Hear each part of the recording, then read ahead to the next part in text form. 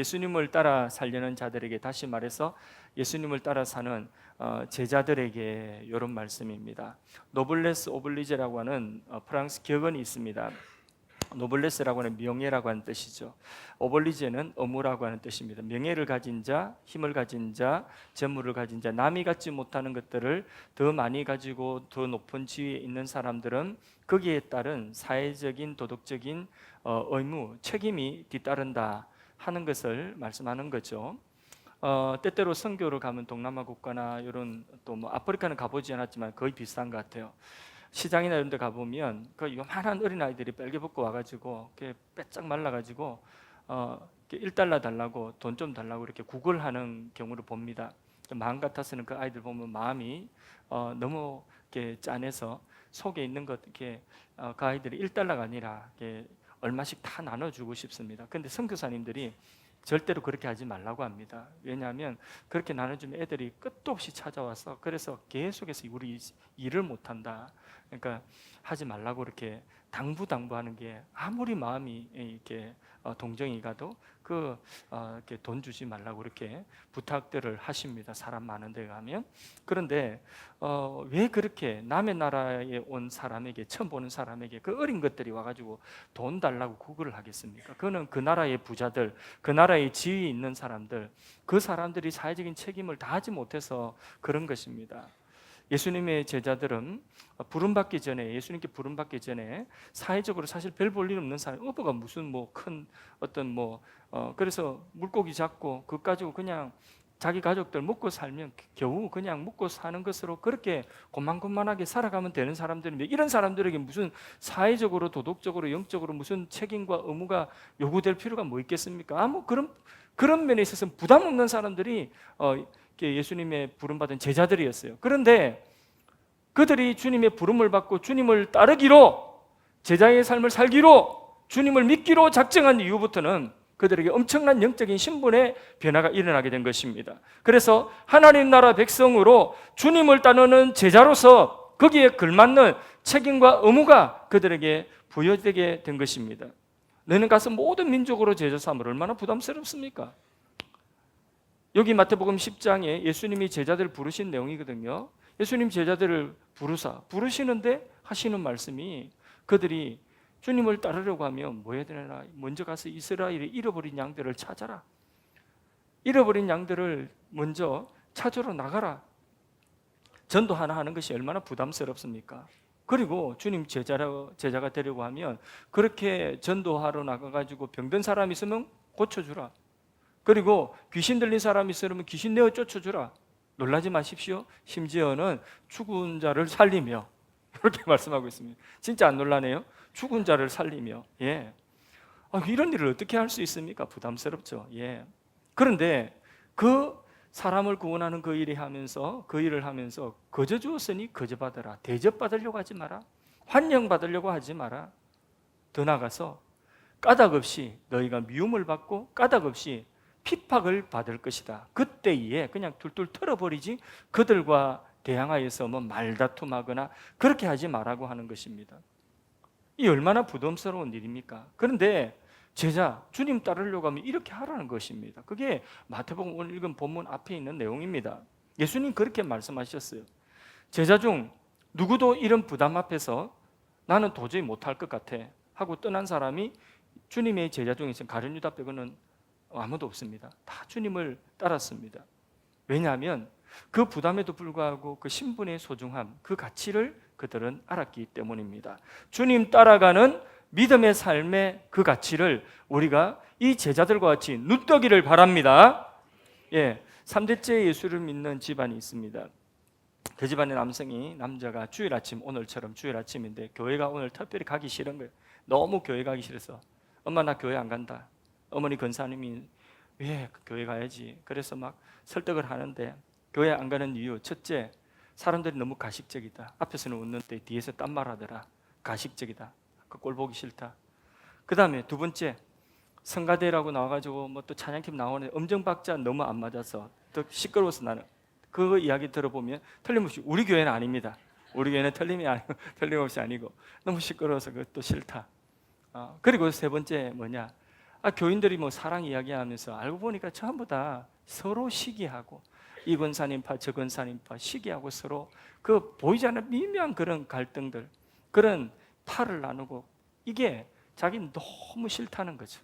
그래서 교회 안 가겠다니까 그 어머니 권사님 믿음이 좋으시면 웃으면서, 그래도 야, 너를 웃으면서 맞이해주는 그 교인들이 그래도 그 웃는 게 낫지 않냐, 인상 쓰는 것보다.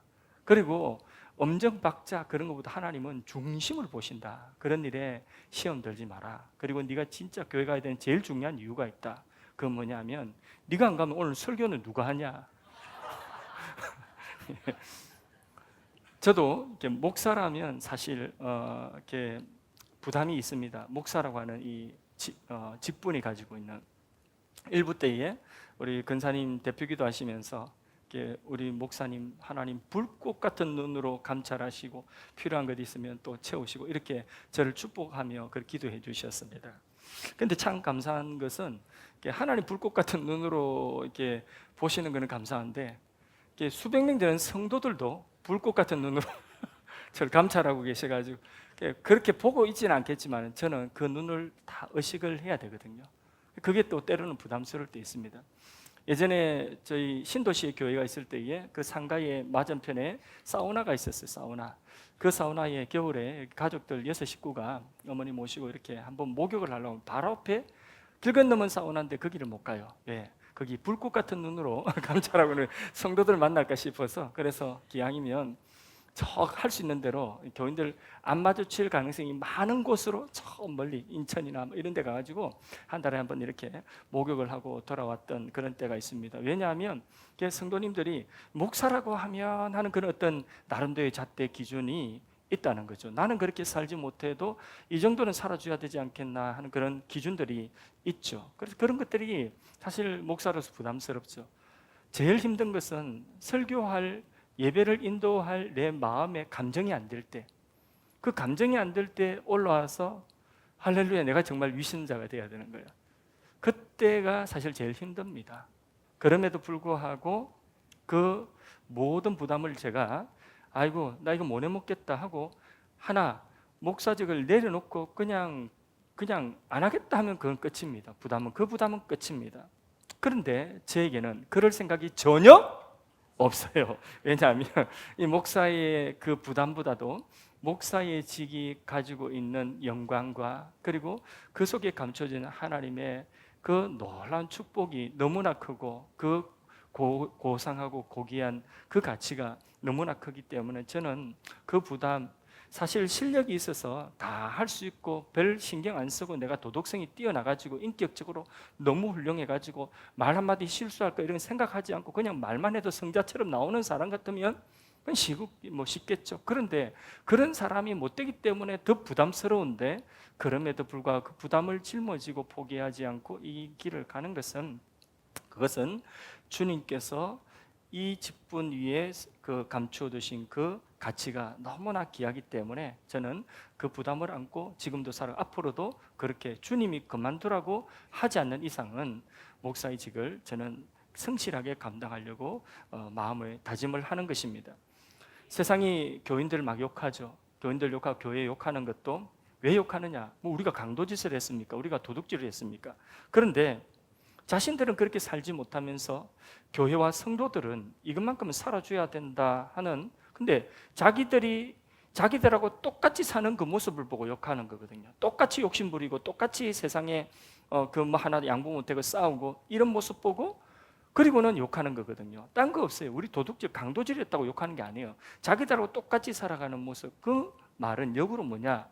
이 세상 사람들은 교회와 성도들을 기준을 노블리스 오블리지, 영적으로 더 높은 잣대를 가지고 우리를 본다는 것이죠. 그런 의미인 것입니다. 예수님께서 마태복음 10장 예수님 제자들을 부르셨습니다.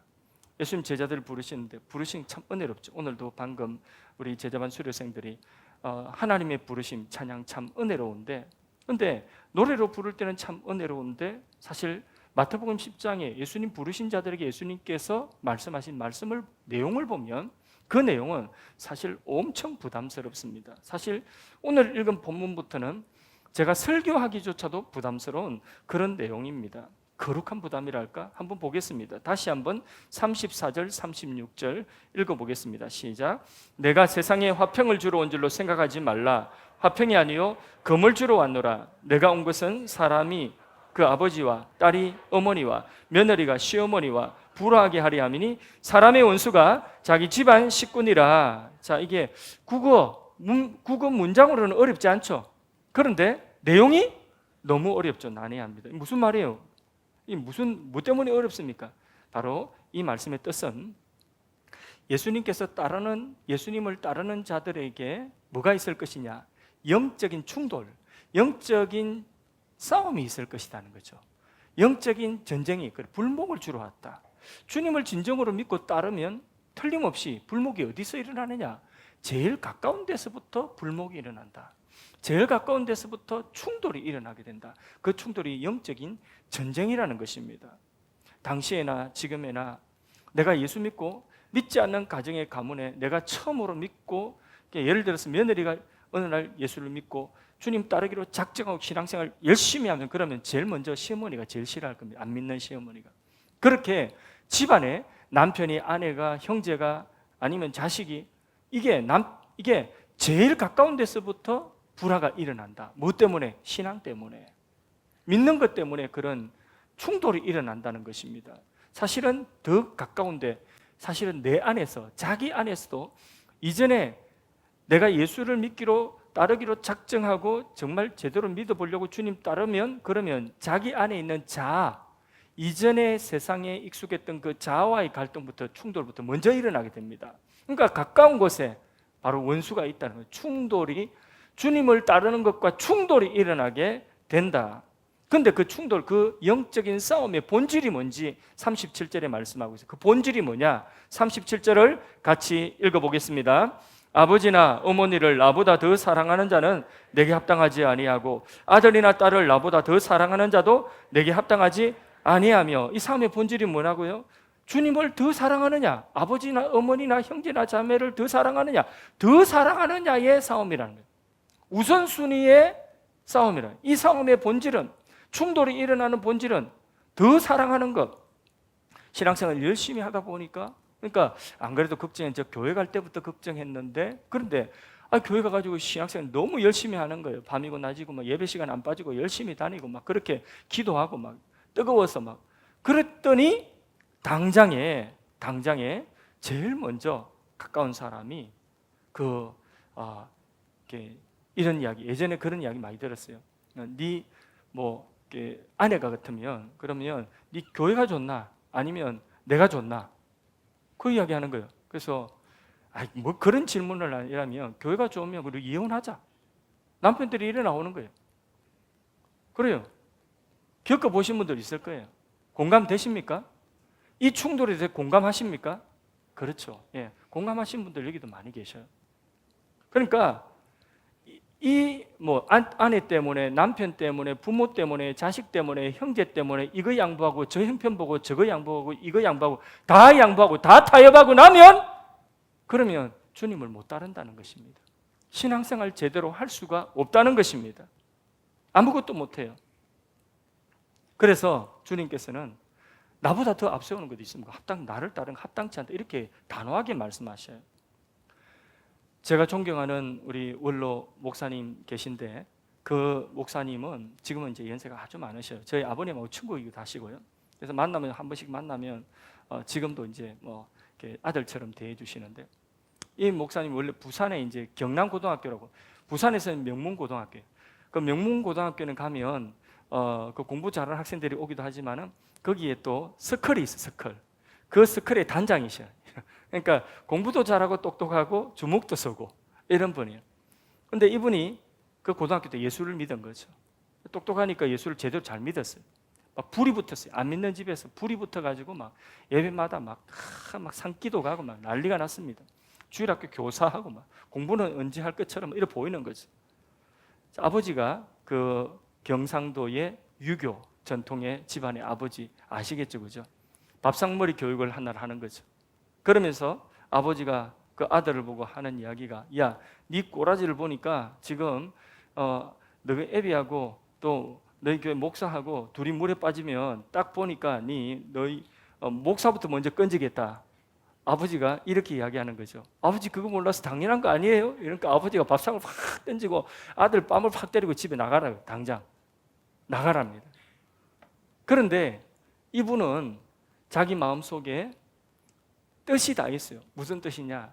내가 만일에 아버지를 구한다고 가정을 하자면, 아버지 물에 빠진 아버지를 내가 구한다면 내가 건질 수도 있고 못 건질 수도, 실수할 수도 있는데, 그 나라와 그를 먼저 구하라고 했는데, 내가 하나님 나라를 주님 위해서 내가 물에 뛰어들어서 목사님 구하는 신용이라고 한다면, 주님 위해서 신용이란다. 하나님이, 우리 아버지는 하나님이 건지시면 틀림없다. 내가 건지는 것보다 하나님이 우리 아버지 건지시면 틀림없다. 내 형제나 아내나 부모나 자식이나 내가 돌보고자 하는 것보다, 내가 잘 가꾸고자 하는 것보다 하나님이 돌봐주시고 하나님이 복 주시면 틀림없다. 깊은 뜻입니다. 오늘 본문도 그런 차원에서 이해를 해야 되는 겁니다.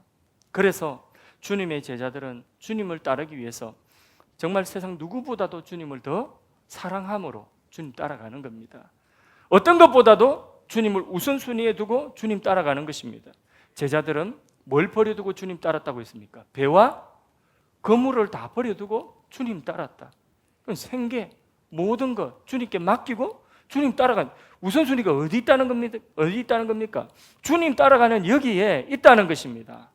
제자들은 그렇게 해서 그 부담에도 불구하고 가룟 유다 빼고는 모두가 이 부담에 짐을 지고 주님을 끝까지 따라갔던 것입니다. 생명 걸고, 정말 자기 목숨 걸고 순교의 제물이 되기까지 주님 다 따라갔습니다. 사도 바울도 원래 그런 사람이 아니었는데 주님 만났습니다. 그리고는 자기가 이전에 자랑하던 모든 것들을 주님 따라가는 그 가치에 비교하니까, 그 고상함에 비교하니까 다 무엇처럼 생각된다고요? 배설물처럼 생각된다. 그런데 잘 생각해 보세요.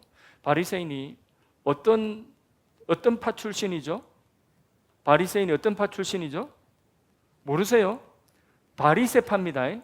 무당파가 아니라 바리새파 출신인데, 바리새파 출신 같으면 성경에 나오지 않지만은 바울이 그렇게 모든 것을 다 버려두고 주님 따른다 할 때에, 그때에 그 집에 부모가 그 바리새파 전통 안에 있었다면 어떻게 했겠습니까? 호적팠겠죠. 그렇죠. 호적팝니다. 제일 먼저, 성경에 나오지 않지만 바울도 제일 먼저 충돌이 어디서 일어났겠습니까? 주님 따라가는데 집에서 일어나, 바리새파 집안에, 그 집안의 전통에서부터 제일 먼저 충돌이 일어났을 겁니다. 그 영적 전쟁이라는 거죠. 어느 것을 더 사랑하느냐, 어느 것을 더 우선하느냐, 그 영적 전쟁이라고 하는 것입니다. 그런데 주님의 제자들은 그 정도는 다 초월했어요. 주님을 제일 사랑하고 주님을 제일 우선순위 삼고 그렇게 나갔다는 것입니다. 심지어 38절 39절 말씀, 자, 주님 말씀이 같이 읽어봅니다. 자기 십자가를 지고 나를 따르지 않는 자도 내게 합당하지 아니하니라. 자기 목숨을 얻는 자는 잃을 것이요 나를 위하여 자기 목숨을 잃는 자는 얻으리라. 누가 하신 말씀이에요? 이수신 장군이 아니에요. 예수님이 하신 말씀이에요. 예수를 믿는 것은 죄를 사해주고 천국 가게 하는 그 예수님, 구원자로서의, 그리스도로서의 예수님을 믿을 뿐만 아니라 동시에 예수를 믿는 것은 인생의 주로 믿는 것입니다. 주와 그리스도로 믿는 것입니다. 로마서 10장에 사람이 마음으로 믿어 의에 이르고 입으로 시인하여 구원에 이른다. 마음으로 믿는 것은 다 마음으로 표시 안 나니까 할 수 있어요. 그런데 입으로 시인하는 것은, 누군가 앞에 공적으로 입으로 예수님 믿는 것을 시인하는 것은, 이거는 쉽지가 않은 거예요. 특별히 성경 기록되어졌던 그 당시에 이 말씀은 세상의 주는 누구냐? 로마 황제 가이사가 주입니다. 무슨 장사를 하든 무슨 공무원이 되든 무슨 국가의 혜택을 받는 그런 일들을 하려고 하면 다 뭐 해야 되느냐? 가이사가, 황제가 주라는 것을 고백하고 그 고백하에서 그 일을 할 수 있어요. 근데 잠깐, 나는 황제가 주가 아니라 예수가 나의 주다. 신앙 양심상 황제가 주가 아니라 예수가 나의 주가 되신다. 입으로 고백하면 어떻게 되느냐? 장사 못해요. 거기 끼지 못해요. 공무원 못해요. 학업 관리라도 하나 못합니다. 생계가 박탈돼 더 심하면 감옥 갑니다. 더 심하면 순교당합니다. 그럼에도 불구하고 초대교회 성도들은 마음으로 믿을 뿐만 아니라 입으로 시인했어요. 시인해야 되는 자리에서는 주저하지 않고 시인했습니다. 거기에 따르는 대가는 참혹했습니다. 그럼에도 불구하고 주님 떠나지 아니하였습니다. 왜? 주님 따라가는 그 가치가 너무 귀하고 너무 고상하고 그것이 영원한 가치가 있기 때문에 절대로 손해보지 않기 때문에 후회할 일이 아니기 때문에 그 가치를 놓치지 않았던 것입니다. 오늘 우리 여기서 차 타고 쭉 1시간 오늘 파주 지나가면 그러면 북한 나옵니다. 북한 세계 인권 최악의 국가입니다. 1위. 매년마다 최악의 인권 최악의 국가가 바로 북한입니다. 그 북한에 예수 믿는 사람들 중국 갔다 와가지고 성경 가지고 들어오고 예수 믿고 들어온 거 적발되면 어떻게 됩니까? 다 지금 그렇게 노동교화소에서 그렇게 고생하고 있습니다. 그분들 예수 믿는 것 때문에 치르는 대가가 엄청난 겁니다. 그런데 여러분 오늘 대한민국에서 우리가 예수 믿는 그 일에 대해 치르는 대가가 뭐 있습니까? 솔직한 말로 우리가 예수 믿는 그 대가를 주일날 아침에 이렇게 예배드리러 나온 것 말고는 무슨 대가를 우리가 치르고 있습니까? 어떤 짐을 예수 믿는 것 때문에 우리가 지고 있습니까? 오늘날 대한민국에서 예수 믿는 것은요 마음으로 믿어 입으로 시인하여 따라하세요 영적 기도하고 그리고 그렇게 어떤 대가도 지불하려고 하지 않기 때문에 사람은 많이 모이는데 그런데 전부 성도들의 체질이 허약해졌어요. 허약한 정도가 병약해졌어요. 아무것도 못해. 조금 하려고 하면 예배 드리는 거 이거 말고 예배 한 번 더 나오시라고 하면 특별 한다 이러면 그때부터 마음에 부담이 되는 거예요. 부담스럽다. 특별 새벽 기도를 2주간이나 하나? 부담스럽다. 부담. 마음에 당장 부담스럽답니다. 우리가 이 자리 예배드리는 이 예배당에 내가 매주마다 예배드리는 이 예배당에 1년에 한두 번 정도 당번 돌아와서 이 예배당 청소만큼은 우리 모두 일부러라도 돌아가면서 한 번씩 하자. 그런데 그 예배당 표 짜는 거 보고 어떤 가정은 2가정인데 왜 우리 가정은 1가정이냐? 부담스럽다. 그게 그렇게 부담스러운 일입니까? 여러분 교회에서 하나 하자 하면 그러면 다 제일 먼저 나오는 이야기가 뭡니까? 부담스럽다. 사람은 수백 명 예배드리러 나오시는데 무슨 일을 하려고 하면 그러면 모여서 그 일에 힘드는 사람은 10명, 20명, 30명, 몇십 명 안 됩니다. 10분의 1도 안 됩니다. 다 이유는 뭡니까? 바쁘다. 다 이유는 뭡니까? 부담스럽다는 겁니다. 이 종이 조각 하나도 드는 걸 못하는 거예요. 부담스럽다고. 그렇게 약해졌어요. 한국 교회가 그래 약해졌어요. 우리 교회도 예외가 아닙니다. 하나 할 수 없는 병약한 그리스도인들만 양성하는 이런 상황이 오늘 대한민국에서 예수 믿는 상황이라는 겁니다. 얼마나 부끄럽습니까? 그때 믿는 예수와 오늘 우리가 믿는 예수가 다른 예수입니까? 그때 주님이 하신 말씀과 오늘 우리에게 들려지는 우리가 읽고 있는 이 말씀이 제자들에게 하신 말씀과 다른 말씀입니까? 같은 말씀 아니겠습니까? 근데 제자들과 오늘 우리는 어떻게 다릅니까? 초대교회 성도들과 오늘 우리는 무엇이 차이가 있습니까? 같은 예수고 같은 말씀인데 무엇 때문에 우리는 이렇게 병약해졌습니까? 우리는 무엇 때문에 이렇게 영적인 체질이 허약해졌습니까? 어떤 것 하나라도 부담스럽다는 말부터 그런 마음부터 드는 이유가 그렇게 약해진 이유가 무엇입니까? 그것은요 주님과 주님의 이 말씀을요 제자들과 사도들과 초대교회 성도들은 꽉 붙잡은 것이고 우리는요 어떻게 붙잡은 거죠? 느슨하게 붙잡은 거예요. 그 차이밖에 없어요. 예수님도 달라진 것이 없고 주님 말씀도 달라진 것이 없습니다. 그런데 우리가 붙잡는 것이 우리는 이것도 붙잡고 저것도 다 붙잡고 있어야 되는 이것도 사랑하고 저것도 사랑하고 이것도 우선순위고 저것도 우선순위고 다 우선순위인데 그런데 주님은 저 뒤에 있어요. 그러니까 붙잡는 것이 느슨하니까 우리는 어떤 것 하나라도 놓치기 싫으니까 그거 다 붙잡고 있다 보니까 우선순위에서 예수님은 한참 뒤에요. 우리 신앙생활가 한참 뒤에요. 하나도 할 수 없어. 다 부담스러운 존재가 되고 부담스러워서 할 수 없다는 건 뭡니까? 약하다는 겁니다. 허약 체질이 되었다는 것입니다. 그러므로 예수님께서 그거 아니다. 신앙생활하는 것은 그거 아니다. 예수 믿는 것은 그거 아니다. 하나님이 우리를 위하여 전부를 예수님이 우리를 위하여 전부를 다해서 우리를 위하여서 이 세상 어떤 피조 만물보다 예수님께서는 천하 어떤 천군 천사보다 우리를 더 사랑하는 것, 우리를 사랑하여 십자가에 생명 주시고 전부를 주셨다면, 그러면 거기에 대한 우리의 반응도 전부가 되고 우선이 돼야 된다, 더가 돼야 된다. 어떤 것보다 예수님보다 앞세우면 안 된다. 이게 예수님이 원하시는 인격적인 신앙이라는 것입니다. 아버지와 어머니와 그리고 아들과 딸과 시어머니, 이런 비유를 하신 이유가 뭡니까? 관계래, 관계. 이 비유는 핵심이 관계입니다. 그 속에 예수님과 나와의 관계, 주님 따르겠다는 나와의 관계가, 그 관계가 이 세상에 어떤 것보다 주님이 앞세워지는, 이 세상 어떤 것보다 주님을 더 사랑하는 그런 관계를 주님 원하신다. 왜? 주님이 그렇게 우리를 상대하시기 때문에 우리에도 인격적으로 그걸 원하신다는 것입니다. 참 고마운 사실은, 이렇게 주님을 따르는 자들에게 주님은요, 주님의 위로가 틀림없이 있을 것이라고 말씀하고 있습니다. 40절에서 42절 말씀 같이 읽어보겠습니다. 너희를 영접하는 자는 나를 영접하는 것이요, 나를 영접하는 자는 나를 보내신 이를 영접하는 것이니라. 선지자의 이름으로 선지자를 영접하는 자는 선지자의 상을 받을 것이요, 의인의 이름으로 의인을 영접하는 자는 의인의 상을 받을 것이요, 또 누구든지 제자의 이름으로 이 작은 자 중 하나에게 냉수한 것이라 주는 자는 내가 진실로 너희에게 이르노니 그 사람이 결단코 상을 잃지 아니하리라 하시니라. 아멘. 이렇게 주님 제자의 삶을 살아가 주님 따라가면, 그러면 너희를 영접하는 자가 있을 것이다. 선지자의 역할을 하면 너희가 선지자를 영접하는, 의인의 역할을 하면 의인을 영접하는, 너희가 제자로 살아가면, 제자의 삶을 따라가면, 그러면 그 제자로서 인정해주는, 그래서 제자로서 인정하고 냉수 한 그릇이라도 너희의 수고를 인정해주는 자가 있을 것이다.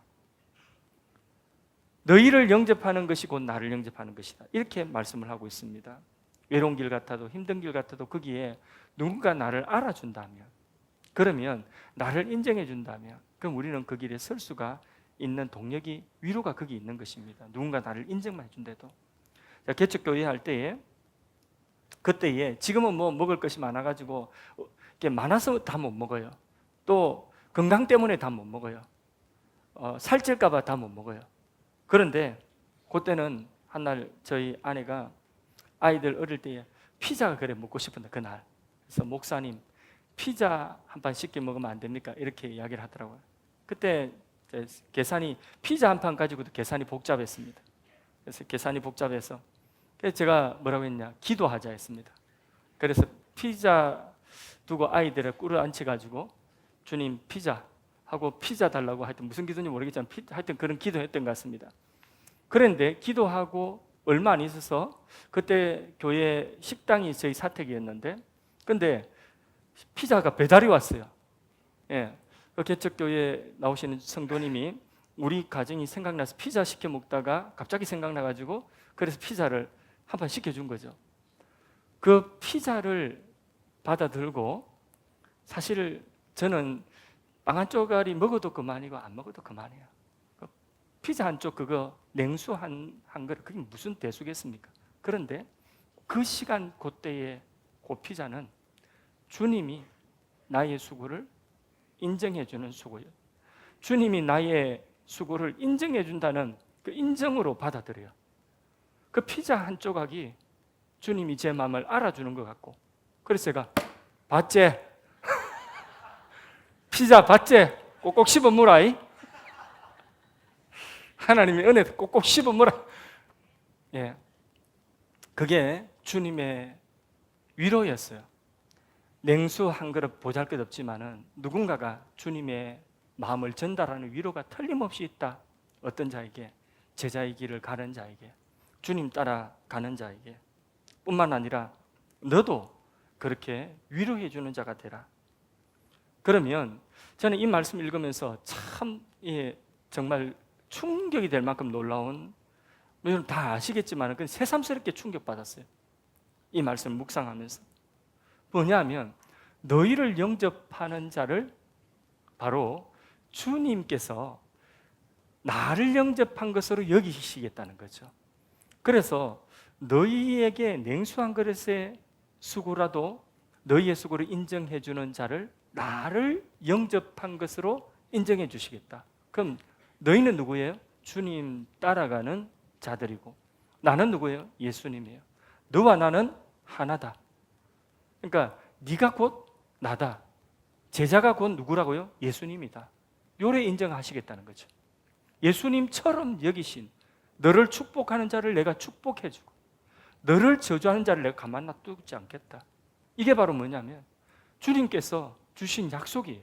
주님 따라가고자 하면 우리가 부족하지만은 주님 따라가고자 하면 그게 주님이 바로 너의 모든 것을 나로 여기겠다.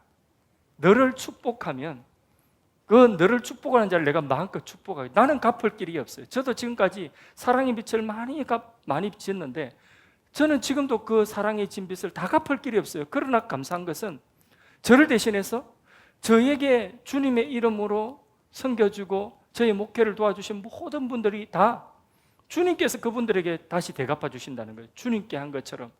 이 얼마나 큰 축복입니까? 주님이 주님으로 여겨주신다는 겁니다.